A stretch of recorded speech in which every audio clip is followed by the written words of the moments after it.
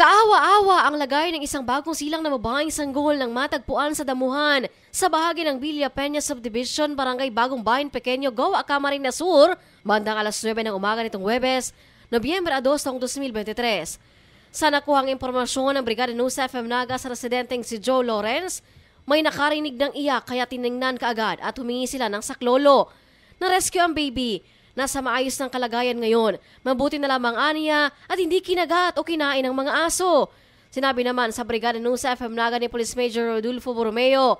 Hepe ng Goa Municipal Police Station, nag-check na sila sa mga CCTV sa lugar pero bigo pang makita kung sino ang nag-abandona sa sanggol. Kakalapaan niya sila ng iba pang CCTV footages malapit dito. Kung matutunton ang magulang o sino mang nag-abandona, ay tiyak mahaharap sa kaukulang kaso. May proseso ang Department of Social Welfare and Development Office sa counseling. In the heart of changing lives, ito si Brigada Janessa Savilla ng 103.1 Brigada News FM Naga, the Music and News Authority!